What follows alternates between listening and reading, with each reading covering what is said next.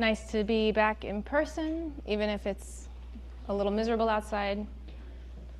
Today we are talking about model quality, so accuracy, pitfalls, and measurement. And this, I think, unlike a lot of the content in this class, is actually pretty model focused and very kind of data science focused, right? We talk a lot about how models are parts of systems. We need to think about system level concerns, system level metrics, and so on.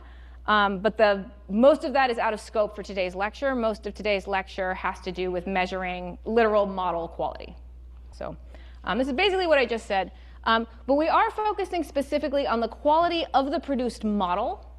But we're not talking about the algorithm, right? And we're not talking about the data or the system or product around it. It's like, we got a model, is it any good? So you can just assume that we use like a decision tree algorithm for any case study we discuss today, right? Unless I say otherwise. Like, just, it doesn't matter what the algorithm is. Point is, we trained a model, we trained it the way you're supposed to, right? You did feature engineering the way you were supposed to.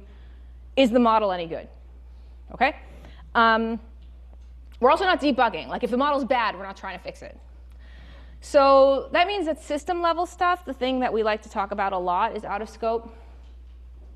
We talk about humans in the loop. These are referring actually to our case study, which is going to be about cancer prognosis. There are lots of things about, system level considerations that we are ignoring.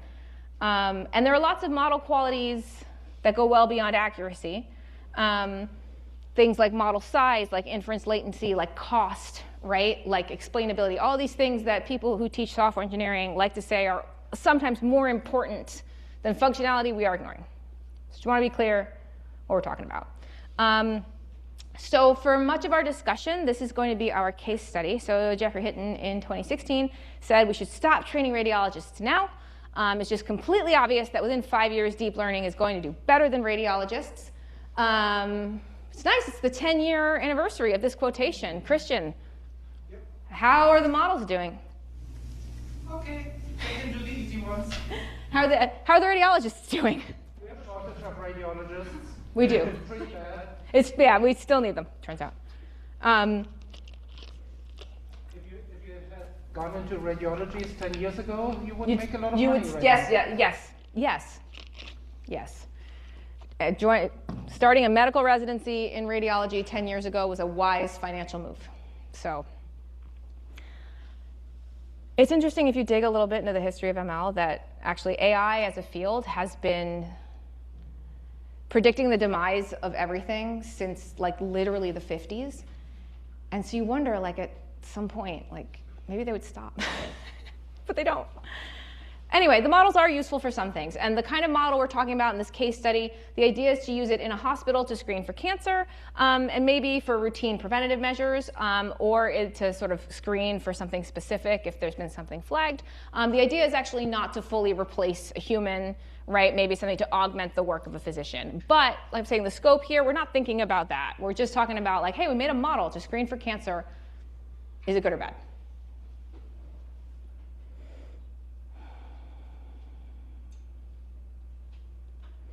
So, as is often true in this class and when talking across domains, there's a bit of trickiness with terminology.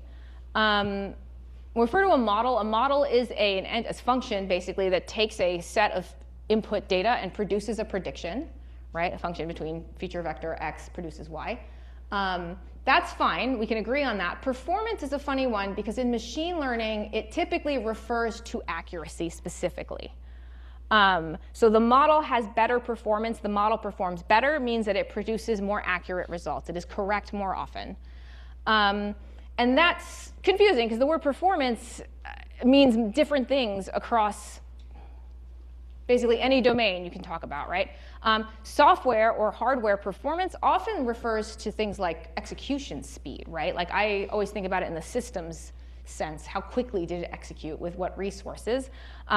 But like, the word performance means so many things. And so it's worth, when you're working across cross-disciplinary teams, being careful here, right?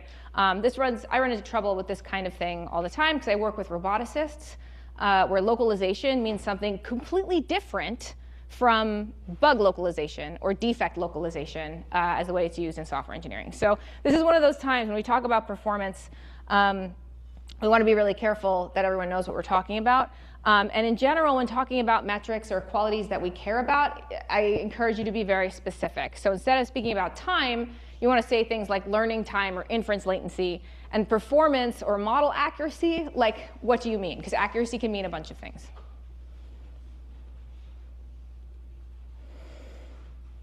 OK, so first, prediction accuracy for classification tasks. We want to compare two models or two different implementations for the same task. So which one's better, right? Before I get into breaking down any of these topics, I'm going to do a quick kind of overview, a concept check, because I know we've got a diversity of backgrounds. Many of you have some machine learning and statistics background, so sorry if you're just nodding along, but just let's agree on what some of these words mean, just in case. We have a model that's going to take some input and make a prediction. Accuracy is the number of correct predictions out of all of predictions, right? It collapses the different types of incorrectness. So a model can be wrong either because it says that someone has cancer when they do not, or when it says they do not have cancer when they do have cancer, right? Model's accuracy ignores those distinctions, collapses everything into correct versus incorrect, and accuracy is just a function of how many are correct out of total predictions.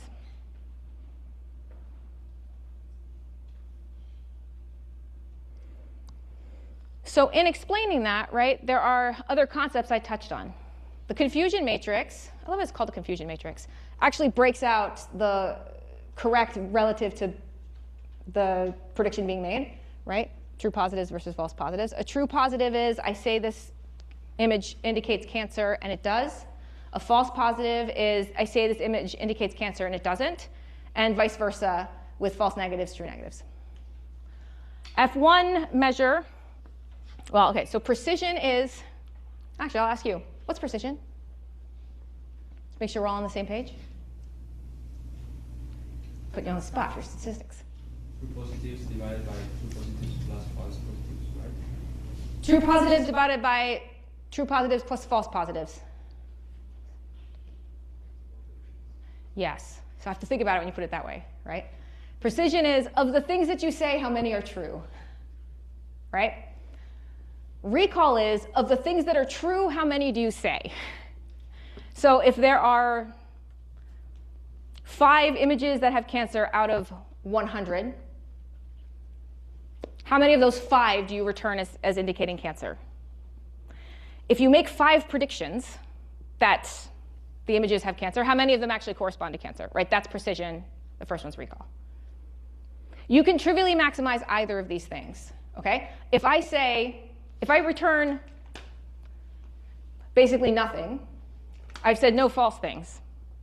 If I say every image has cancer, I'll definitely catch all of them, right? So often something like an F1 score, which is the harmonic mean between the two, is used. Sorry, the city of Pittsburgh Public School is calling me, probably to tell me that they continue to be closed for the indefinite future. So it threw me off my rhythm. At the harmonic mean between the two so as to prevent models from trivially optimizing for one or the other. OK, with those terms, is 99% accuracy good? Yeah? It depends on what your end goal is. OK, it depends on what your end goal is. Yeah, so if you're worried about fraud detection, for example, then accuracy won't matter because in most cases you're dealing with an imbalanced data set. OK. And you care about recall, so you want to know how many times it did not let the scam through. If that makes sense. Right. So the argument here is that for imbalanced data, right, it's hard to tell if accuracy is good. 99% accuracy is good, and that in the example you give is in fraud detection. For example, the thing you really care about is whether you're allowing frauds to proceed. So I agree with you on both points, although I do want to, I could flag everything as a fraud, then I definitely will catch them all. Yeah, but then in that case, you worry about precision, right? The opposite. Right, you would care about precision, but then I could say that nothing's fraud. And then I'm not incorrectly flagging very many, you know? But your base point, I'm picking on you because I'm picking on you. So anyway, accuracy depends on the problem, right? It could be excellent, could be good, could be terrible, right?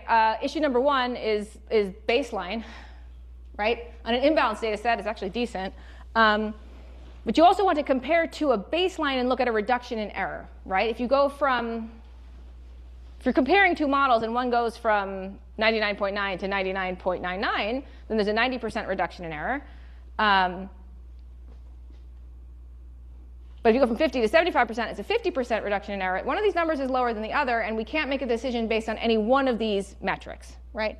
We want to care about the baseline distribution. We want to care about the baseline performance that we're improving over, as well as the marginal improvement and reduction in error. There are also many different kinds of baselines that depend on the context, right? You might think about the lower bound, so the result of a baseline solution, something trivial, some random choice, some most frequent value baseline, a simple heuristic. You can also compare to an upper bound, which is often human judgments, or some oracle that makes the best possible decisions. And considering where you are, right, on this spectrum in terms of the baseline to which you're comparing. My main point about talking about this, though, is that it's always great to say we want to compare to humans. But one must always bear in mind that humans do not always agree. And so I think the most important indication in this image is where the inter-annotator agreement is, right? That you can't really meaningfully expect your model to agree with humans more often than humans agree with one another.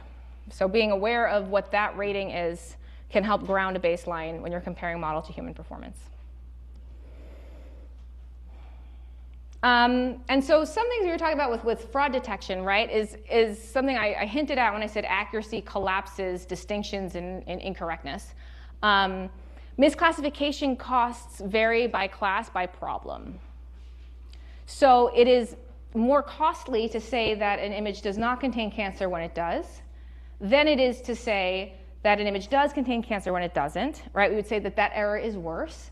But not that the other one has no cost, right? Because if the other one had no cost, we would just say everyone might have cancer, go for secondary screening, right? So a model that is overly judicious in labeling an image as having cancer is also going to have some negativity to it. It's going to cause people a lot of stress when they have to go back for continued intervention. They're going to expend more medical resources, right? Maybe they'll take medications or treatments they don't need, right? So it's not that like one side is only ever bad and the other side is like fine, right? But it is true that there is a much greater cost for one than the other. And so when you're selecting your metrics to focus on, it's worth thinking about your application domain and reasoning about what is the cost of misclassification, and so which metrics should I focus on more. One of the punchlines of all of this is that there's not going to be a single number, right? There's sort of a suite of numbers, and how do you choose between them? And this is one of the important things to think about, right? And if you think about like all of the different sort of scenarios here, right? The cost of being wrong in each of these versus the cost of in either direction is different. And we'll talk later about fairness, but actually psychological research also says that humans react differently to being wrong, to a model being wrong, depending on what it's predicting, right, in terms of whether they think it's fair. So it's worth thinking about domain in that sense, too. I'm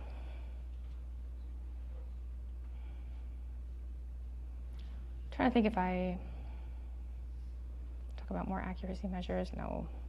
There are lots of more accuracy measures listed in the slides. I'm not going to list them. But there are tons of measures beyond classification.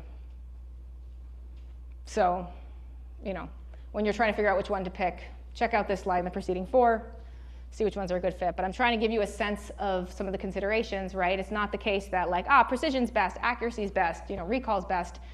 It varies a lot, and what really is most important is to think about what's the baseline here. What would a good baseline be, and what's the cost of being wrong in either direction? I am now going to give a detour that I don't think is actually that short. I borrowed this slide from Christian on measurement. Because we're talking about metrics. And that's the part that you need for the more. That's why it's a short detour. Okay, So there are a couple of definitions of measurement, especially as applied to software engineering metrics, right? We like to talk about metrics in software engineering. You know, how do we know the code is good, right? And just measurement in general, it's really what we're talking about with model accuracy, right? So the classic software engineering definition here is that measurement is the empirical, objective assignment of numbers according to a rule derived from a model or theory to attributes of objects or events with the intent of describing them. The one I actually like, although it doesn't help you with the homework, is the second one, which is a quantitatively expressed reduction of uncertainty based on one or more observations. I like that one better because people really like having numbers to ascribe to things, and they think they give us very clear answers. And this can lead to a number of, I don't say cognitive biases, sort of failures of judgment, where if you assume that the numbers are perfect, or if you reject the numbers because they're imperfect, you end up making bad decisions, right? And since there are no perfect numbers in either software or statistics, right, I think looking at them as information that reduces uncertainty and can help guide decision making, I think is somewhat healthier.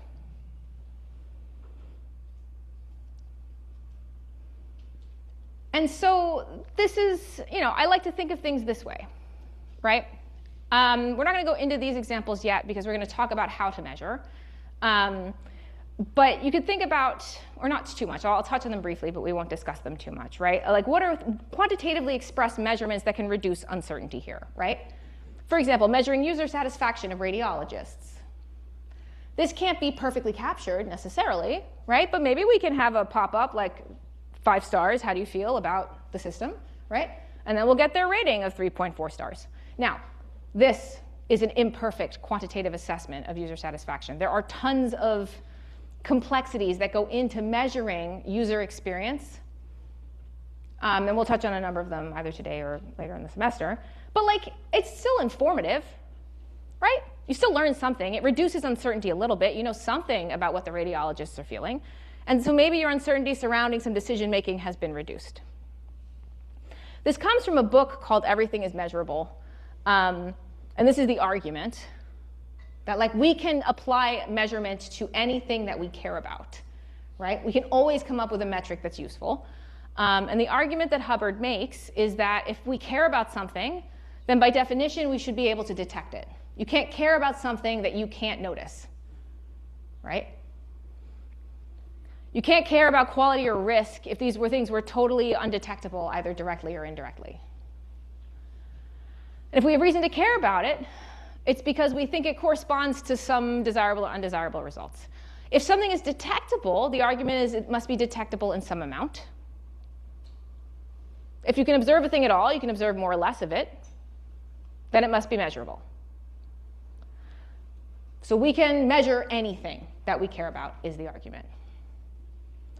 My important caveat here is that not every measure is precise and not every measure is cost effective. But the point is anything you care about, you can come up with a measurement on. This is a point in this lecture where sometimes somebody argues with me.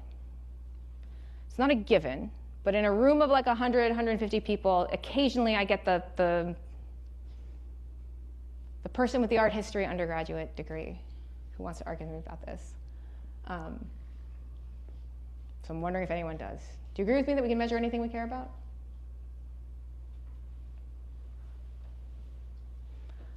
Not today. That's fine. The argument tends to be, look, there are some things that are holistic, right? That there are some qualities like beauty, for example, that we cannot measure. There are some qualities that we perceive that as a human perception thing that cannot be boiled down to a number. I think it's actually an interesting philosophical debate, although I think that for most of the things we talk about when it comes to software quality, I actually believe this more than that. Although there are certainly people, programmers, who believe that software quality is more like art and less like this. I'm not one of those people. But I think it's important to give you the alternative perspective. I'm not speaking the gospel truth. OK, terminology. And this is the part that you do need to start paying attention to for the homework. Quantification turns observations into numbers. A metric and measure refer to a method or standard format for measuring something. We tend to use them synonymously, right? Something like number of mistakes per hour. Operationalization is how you identify and implement a method to measure something, right? So if, for example, we care about a metric in terms of number of mistakes per hour, quantification will turn observations like telemetry logs into numbers. Operationalization is like the to-do list, the steps to compute, right? How is it that I take my data and turn that into some measure? Operationalization, in addition to being a word I often trip over, I think is the part where students will often get a bit tripped up. I think because maybe you overthink it a little bit. It's literally like, I have some raw data, I have some raw logs. What do I do to it to turn that into the thing I care about? Okay? So that's important because we want to be precise about what we want to capture. And I'll come back to this. We want to be precise because we want to be clear about what we are measuring such that another person should be able to independently set up infrastructure to measure the same thing you are measuring. So when you write down a plan for evaluating quality of something and you say we shall be evaluating number of mistakes per hour, we shall evaluate it in this way, this is how we're going to operationalize the logs and turn them into data. Someone else who has never spoken to you should be able to read that document and write the code and infrastructure that computes the thing that you want them to compute. Okay? So that means that things like measure accuracy. You want to evaluate accuracy with MAPE, right? Evaluate test quality. Measure branch coverage with Jacoco. Measure execution time. Average and 90% quantile response time for REST API under normal load. So you see some key difference here, right? We are saying specifically what's being measured for test quality, right? Branch coverage is a particular metric, and we're saying how we are measuring it. The tool set here, it's a framework called Jacoco. We're being quite clear about, execution time. It's not just execution time, right? It's response time in some statistical fashion, right? Average and 90th quantile response time for a particular load. And so if I tell you, hey, I'm going to measure response time for me, you're going to do something. And you might do that, but you might not. And so what I should write down instead is this part. Because if I gave you that, you could write the infrastructure to do that, and we'd be on the same page.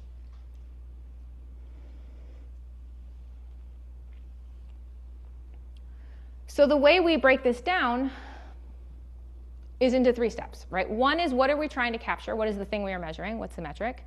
2, what is the data that's being collected and how? And 3, how is the measure computed from the data? We want to express measurements in using these 3 steps. So let's practice. How should we measure user satisfaction?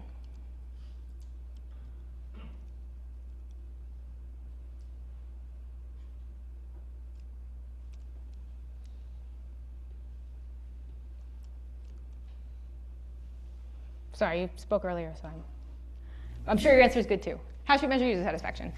Maybe through survey data, like Likert scales. Okay, so we want to measure using survey data, so that's a good start. What specifically are we measuring? So Likert scales, you say on a scale of 1 to 5. Okay, so it's pretty typical for user satisfaction. Likert scales are pretty well understood.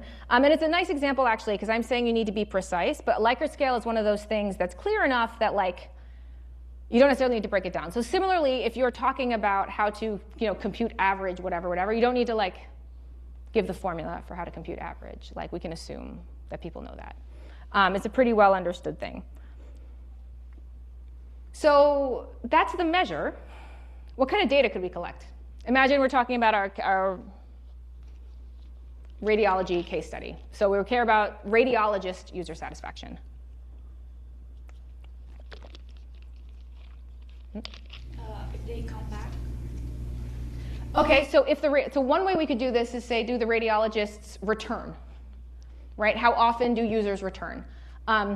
This is not a bad way to measure user satisfaction in some contexts. I think in the context of the case study, we might assume that this has sort of been inflicted upon doctors by a hospital, right? But maybe it hasn't. Maybe it's optional, at which point we can look at something like return usage. That's one mechanism. But I would argue we could be more precise about data collection, right? Because I say, okay, we want to measure if people come back as a indication of user satisfaction. Well, over what time period, right? Which sort of users are we sampling over what time period? We're also talking about a different measure, right? Because the original proposal was user satisfaction on a Likert scale. This is sort of user retention. So I think it's an interesting measure, but let's go back to user satisfaction, right? We're saying on a Likert scale, 1 to 5, how much do people like it? How should we collect that kind of data in our system? What's one way we could do it?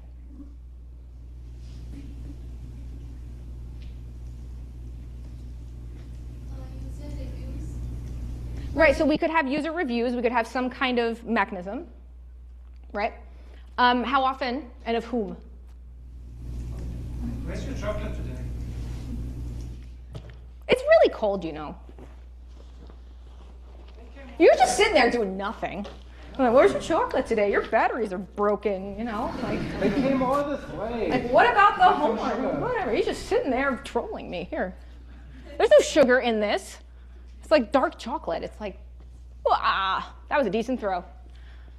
Who am I missing? I'm missing so many people. I'm sorry. I'm gonna catch up. So I'm being like, guess the thing I'm trying to tell you, and that's annoying, so I won't do that. I will instead advance the slides so that we can be a little bit more specific in this example. So we're going to go with user satisfaction. Data collection. So we can issue like a survey, right? Which is fine as a mechanism, but not fine in terms of being sufficiently specific for a specific measure. Because if I say, hey, Christian, I want to measure user satisfaction with a survey, go implement that, he'll do something. Or not. It might be reasonable. I don't know. Something more like, how would you rate the diagnostic support today with 1 to 5 stars to 2% of randomly selected radiologists per day? If I told him that, he would give Claude much more specific instructions. Now, operationalization is how do we take that data collected and turn it into the user satisfaction, right? Report average star rating of all responses received in the last 7 days. So even though it's like a lot of syllables that I'll trip over, right, what this does is say, we've collected this data, what do we do with it to turn it into the measure? And if I handed you this, I trust that every one of you could do a good job on it. Like I said, you don't need to write the formula for average. Star ratings people get. Submetrics are very common, right? Operationalization is implied on something like F1 score. But hopefully this gives you the idea. So now is the time that we do it together. I would like you to, in your groups, describe measurement in that 3-step structure for model quality of cancer prognosis, as well as hopping up from model quality, but calling back to a lecture a week or two ago, because we do have continuity, a leading indicator for the organizational goal of the company building the cancer prognosis system. So our usual thing with the breakout and the Slack and so on. Go.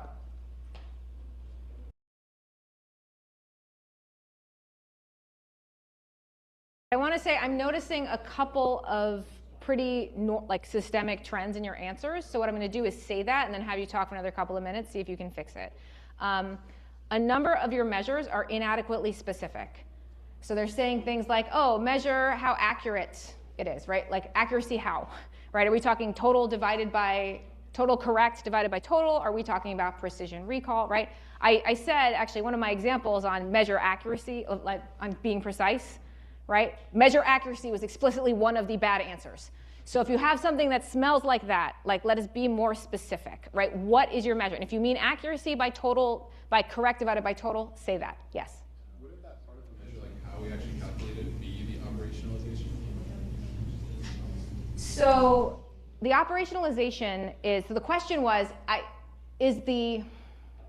like this question because it's helping me maybe break down, maybe, we struggle to explain this well every year, so like understanding why is really helpful. So the question was, wouldn't describing, measure accuracy in terms of total divided by, correct divided by total, isn't that operationalization? And the answer is only kind of, right? The problem with accuracy is actually more that it's a terminology thing, that it's overloaded. It means many different things. And so if you're going to say measure accuracy, you want to be more specific so that we don't conflate it with other metrics. Operationalization is how do you take the data that you have collected and turn it into that number? So at some point in operationalization, you will have to say, like, divide total correct divided by total predicted. But in data collection, it's going to be like, I don't know, collect, so, as some part of the system, store model prediction, right, as well as independent radiologist prediction, right? Store telemetry logs that, track what was predicted versus whether the radiologist accepted it, right? Like, so maybe the system makes a recommendation, the radiologist reviews it and accepts it or rejects it, right? So the data collection part is the, collect the telemetry logs that indicate whether the radiologist accepted or rejected the prediction, right? And then operationalization is process logs to identify the ones where the radiologists, agreed that it was correct versus not. I don't know if you can end up getting accuracy from that, but you see what I'm saying? That's the difference. So you are going to say in operationalization, like at some point you're dividing correct by total, but accuracy is a really imprecise term. So in terms of measure, you want to be more specific, okay? So thank you very much for the question, because I don't know if that helped at all. But let's take another 3 minutes. Go back to your answer if you've added it already and see if you were doing this, right? Operationalization should be more like verbs, and measure should be more like nouns. I don't know if that helps. Do you agree with me? It's often a formula. It's often a formula or a series of steps. If you're like explaining to someone how to write the code, I should totally give you a chocolate. You are correct. It's okay when you tell me that. It's not okay when he tells me that. Because he's just sitting there trolling me. You are making a good point.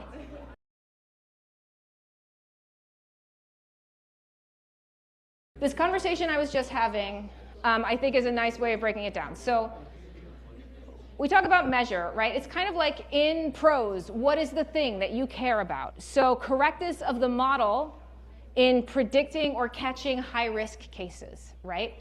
Correctness of the model in terms of its, ability to identify patients that have cancer, right? You could say correctness of the model in terms of its agreements with the human radiologists, right? If I just say model correctness, right, there's 50,000 ways to measure model correctness. I skipped 6 slides of metrics that measure model correctness, right? So if you just say model correctness, that's not very precise. You don't necessarily need to give the math there, right? You can hint at precision. But you want to say model correctness with respect to what? You're explaining the concept that you care about when it comes to the correctness measure in this case, English terms. Operationalization turns that into, let's say, a formula. Maybe that helps. Yes? So for measure, why can't we just say recall? Because it's already self-explanatory. So why can't you just say recall? What are you measuring with recall? Why do you care about recall for this model? Recall of what? Right? See? Like, if I say to you, hey, just measure recall on this model for accuracy, right? You'll probably get it right, but there's still my PhD students flip the labels in terms of what is a true positive versus false positive all the time, because sometimes it's not obvious, right? Like, Christian's gonna try and help me. No, he's not going to try and help me. He's going to come up here and abandon me. No, you're going to share chocolate. Do you want to? Yeah. Let's try either the model for cancer prognosis, or you can pick leading indicator, right? Pick your favorite. Here's your chocolate. But does that make sense? Right? The problem with just recall is that you need to know what a true positive versus false positive is when you're defining recall. And so being clear about that, what we care about here, that's the part of the measure that's we care about making sure that we are correctly identifying people with cancer. You can use recall to indicate that, but being clear about what a true positive versus false positive is in the measure helps. Go ahead. So I guess one measure you can use to distinguish true positive versus false is to check on each patient, for example, 1 year or 2 years, 3 years after the prognosis, and see if they actually got cancer or not. So are we talking metric for model quality, or are we checking model quality? So what is the measure? It's accuracy in predicting. Okay, so we're caring about accuracy in correctly identifying whether someone has cancer. What data are you collecting? We'll collect, for example, for each patient that uses the model, we'll collect whether they actually get diagnosed with cancer. How are you doing that? Make something up. Follow-up appointments, usually, I think. Okay, so we can assume some hook into the medical logs to collect data about patient outcomes. Right. Okay, so now we got a bunch of patient medical logs, and what are we doing with it? We can connect each log, for example, to the model predictions. And then at each point, we'll see if the model prediction was correct. Depending on what the model actually predicts, for example. So I was on board until that. What do you mean?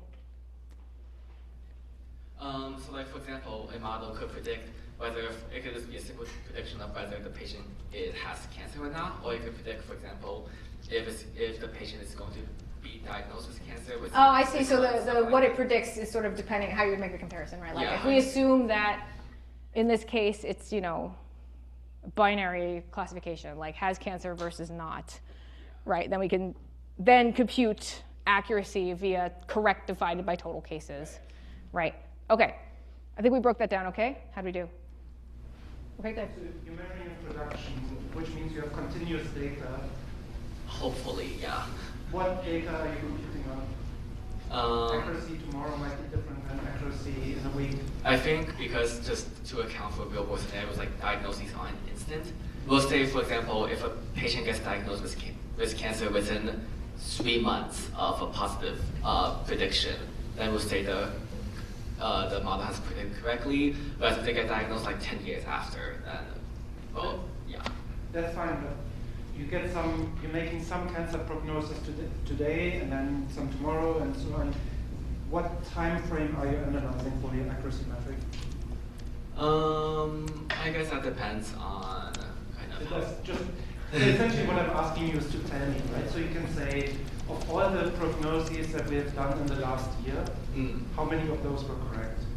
Right? So if you're measuring something in production, like something continuous, right, that's operating continuously, there's a time dimension, and it's useful to get that to document that. Yeah, so that actually came up with our user satisfaction hypothetical, where we said, hey, we're going to have a pop-up with a scale of 1 to 5, right? And the I forget which part, the sort of operationalization will be averaging scores over the last 7 days, right? Just to be specific. And the goal here again is to be able to give it to Christian on a day that he wasn't here and have him implement exactly what we had in mind. So having a time bound helps. By the way, a much easier answer would have been you have some benchmark data that's already labeled and you're measuring accuracy on that, right? Because then it's not continuous. For the purpose of this exercise, this would have been the easier question, not necessarily the more realistic one. Yes. Yeah, but it would have been an acceptable answer. So no problem. So if you had said something like that, like, hey, measure accuracy on a labeled data set in terms of, whatever, that is also fine. Anybody try a leading indicator for the organization, just to get you out of the model accuracy space?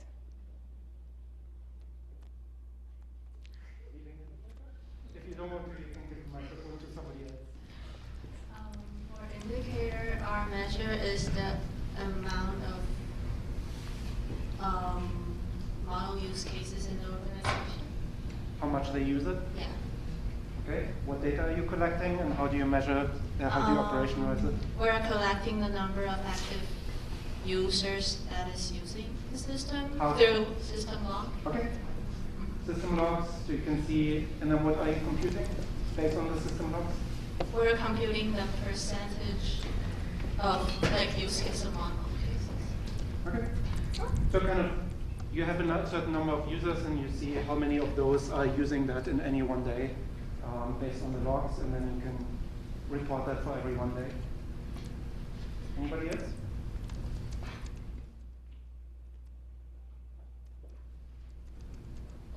They want to make money. They do. Yeah, so Usually. that could be a leading indicator. If they start making more money, that basically means more oncologists decided to adopt their model. So that could be one of their goals. Well, so if you think about an organization in this case, right, they're probably engaging in fairly large contracts that probably take a while, actually. So I'm going to push back a little bit because the leading indicator is a shorter term metric that shows how we're doing longer term, right? And so if you have to wait to land these big contracts with UPMC, It's not that leading, right? But briefly, while you're there, if you're measuring money, how do you measure money? Again, so how would I measure that in the sense that what data? So look at the number of oncologists that recommend my product, number of hospitals that decide to onboard my product and use it. So that's closer to Claire's leading indicator, right? If you're just saying you're measuring money, just look into your bank account or something like this. Yeah, right? yeah. So can I just briefly? So absolutely. We're not doing this to torture you, and I know the bot is particularly annoying on this one. But the point is to try to be more precise than you would intuitively be. I think we are all really bad of describing measures because it feels like, yeah, just measure accuracy, right? In production, just compare this to medical records. And it's not necessarily clear often what are you measuring, how are you measuring, in what time frame are you measuring this. These 3 steps are there to force you to be a little bit more precise, to think about what data are you actually using, how are you using that to compute something. You're not going to do this in this detail for every single metric in every conversation. For the homework, we are asking you to go through those steps and be a little bit more precise, just as an exercise in clear communication. So try this, try to be precise for something, even in practice, if you're not always going to be that picky. All right, I will stop torturing you now and go back to the rest of the content. There are some risks in measurement validity in general. We tend to distinguish between construct validity, so are we measuring what we intend to measure? Is the concept matching the thing that we are using? Like, you know, does the answers on a Likert scale actually correspond to utility? Now it is cutting out. So is it better if I stay over here? I wonder. I'll try just standing right here and not moving, although that's hard for me. Predictive validity is the extent to which the measurement can be used to explain some other characteristic. So, for example, the question is whether higher SAT scores are actually predictive of your academic performance in college, right? That's the predictive validity of SAT score as a measure for a candidate to a program. External validity concerns generalization, which is often the thing we talk about the most when it comes to models, right? If a drug is effective on a test group, will it hold over the general public? There are a number of ways that people make mistakes with measures in terms of the measures they pick, in terms of whether they are constructively valid, and so on. And there are lots of interesting cognitive biases, actually. I think the one that's the only one I'm going to mention is the streetlight effect, which is a type of observational bias where people tend to look for something where it's easiest to do so. The joke is, you know, if you see somebody looking for his keys under a streetlight, and you say, oh, like, is this where you lost it? No, I lost it in the park, but this is where the light is. People tend to look at what's easy to measure. And this comes up a lot in machine learning, right? I probably have not made too much fun of ML agentic system leaderboards yet, just because it's only like our 5th class.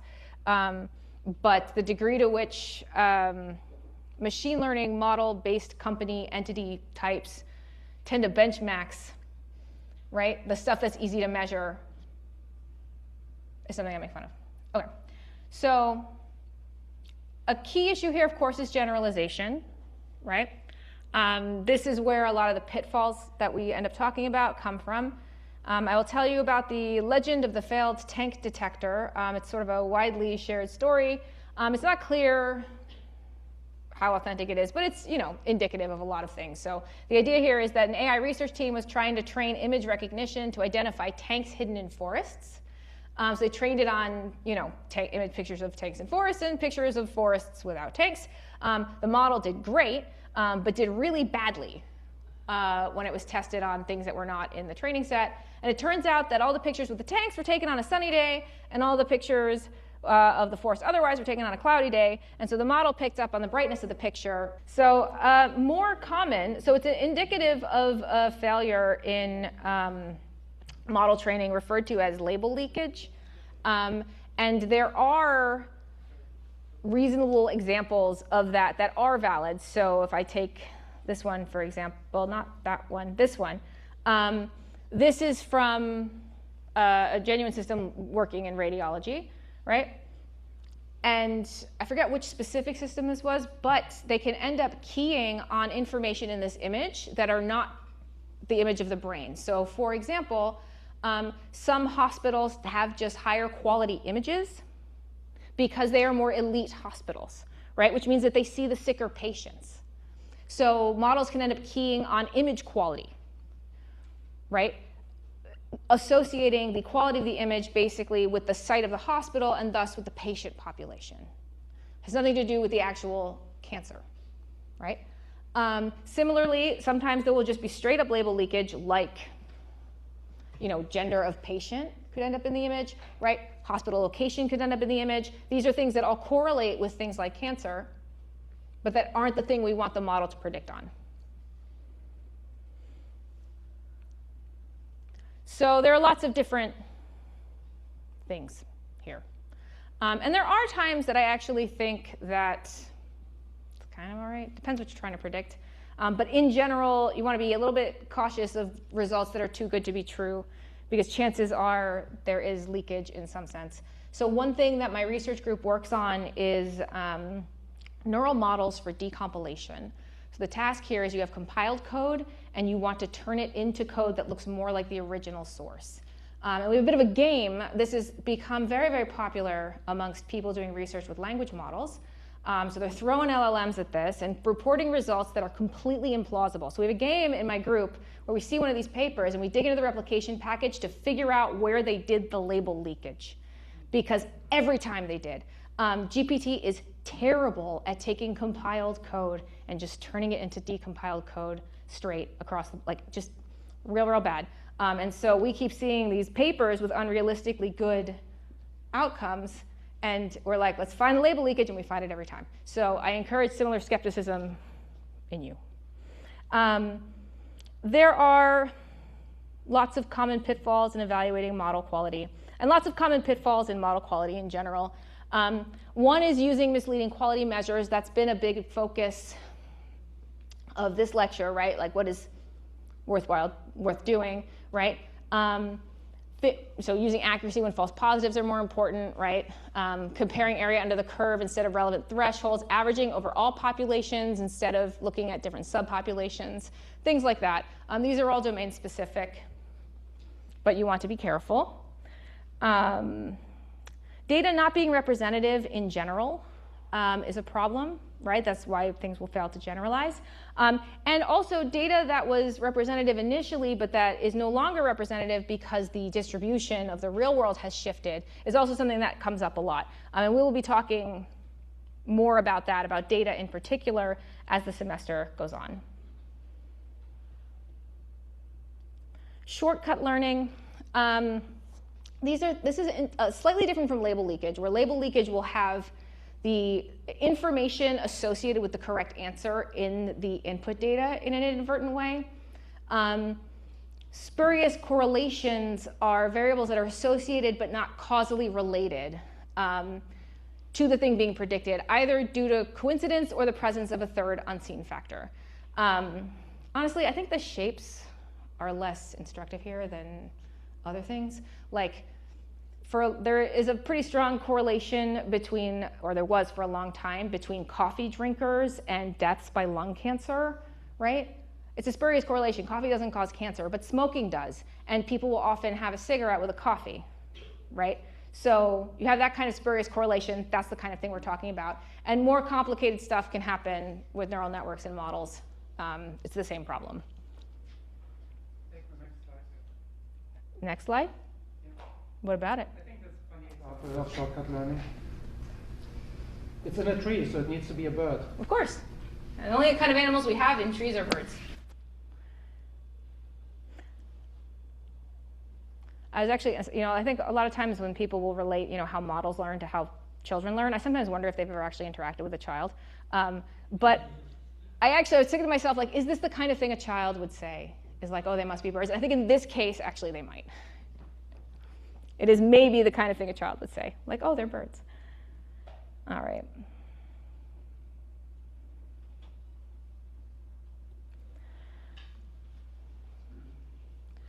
So there are lots of ways that we need to be careful about learning from test data, where test data ends up leaking into training data. This can happen by accident, just straight up, mistakes in Python code, a thing we will be talking about at some point. Often there may be overlap between multiple data sets used, inadvertent overlap. This happens a lot with larger models too, especially things trained on code or on GitHub where there's a ton of duplication.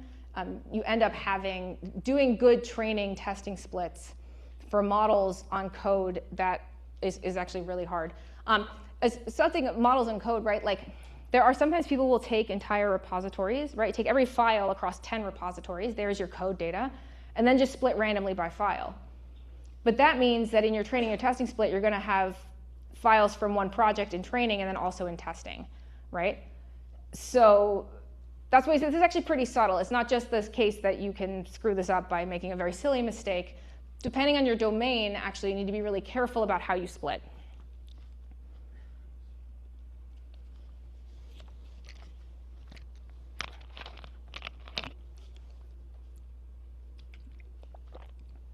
There's a whole bunch of reading on continuous experimentation.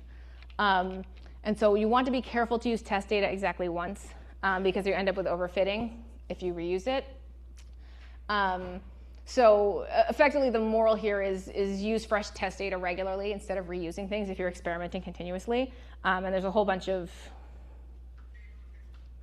content on that. To that point, actually, I want to go back to overfitting really quickly, just to make sure that we know we're on the same page about this. Overfitting is that when the model learns exactly for the input but doesn't generalize. There are different ways that this can happen, right? But that's the basic issue. Underfitting is that the model makes very general observations but fits poorly to the data.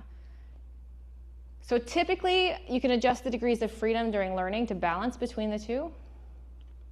With more freedom, you can better fit the training data, but with too much, it memorizes details. So this, of course, comes up all the time when it comes to language models. And the question is, to what extent are they actually, like, air quotes, reasoning versus having just memorized everything? It's actually, I think, fairly interesting debate that I absolutely don't have time to get into right now. And is a thing that will come up in your lives because increasingly, instead of building new models, right, we are fine-tuning existing models, which is a whole different can of worms.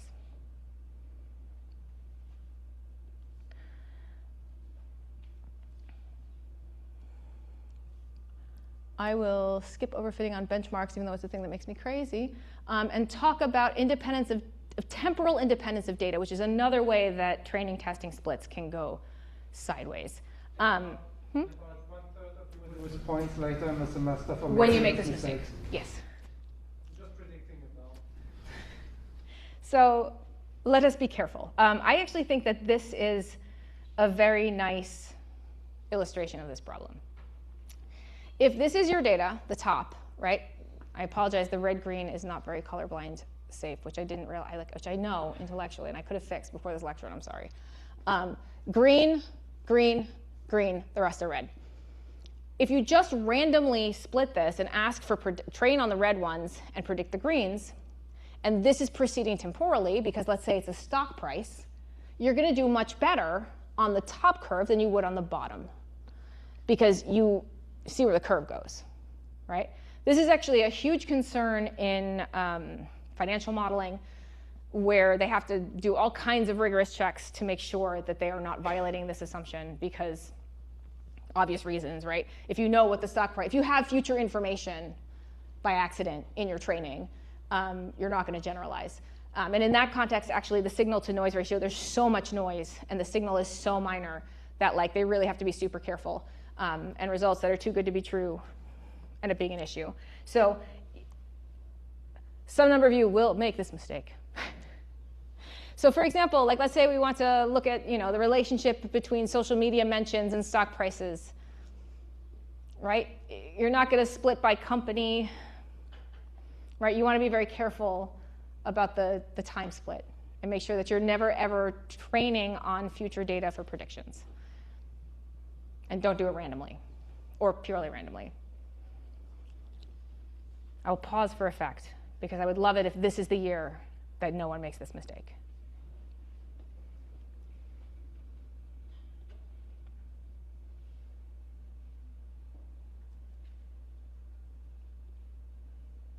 So do you see any kind of dependencies in the cancer case study?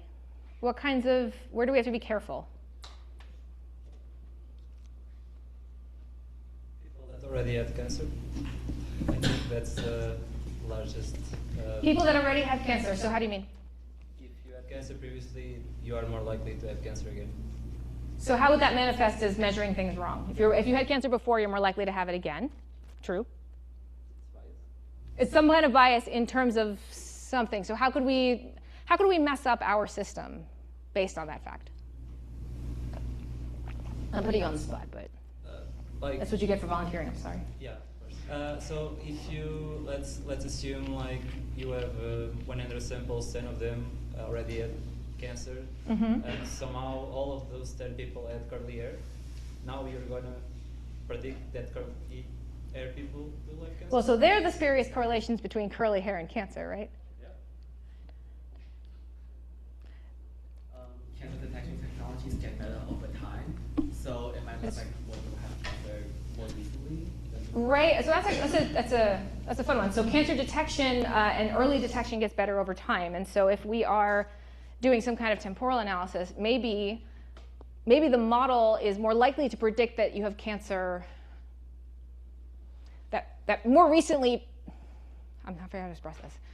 More cancer is detected over time because cancer technology, detection technology gets better. So a model can sort of spuriously learn that like more recent temporally results, that time has anything to do with it, right, when it doesn't.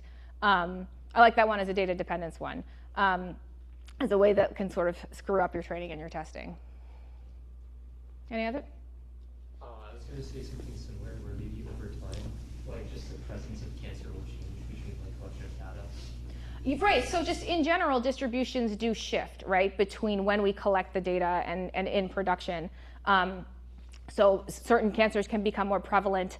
Maybe certain areas have different populations, right? Populations that are older, for example. Or if you're near a chemical plant, for example, right, the actual distribution in practice can be different from the benchmark data set that we have. And that's an argument in favor of various things that we will talk about, continuous testing and testing in production. So if I can give sort of a preliminary summary of common pitfalls, things that tend to go wrong, you always want to question whether your populations between testing and training are independent but identically distributed. A common pitfall is that the test data ends up not being representative, that there's some kind of dependence that confuses the evaluation between training and testing. Careful of your accuracy metrics, careful of label leakage, and careful of overfitting on test data through repeated evaluations. I am not going to answer the question of how we avoid all of these things. There are ways in which we are going to be careful in terms of selection and being thoughtful about it. And we'll be talking about process around quality for basically the rest of the semester. So I'm sort of, I think, prefacing, I would say next week's lecture, amongst many other things. But I want to put that in your head.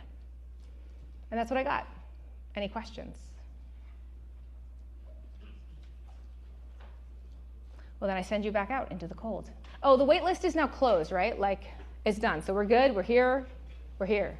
We're all here. Here we are. So we're settled. And it'll be a great semester.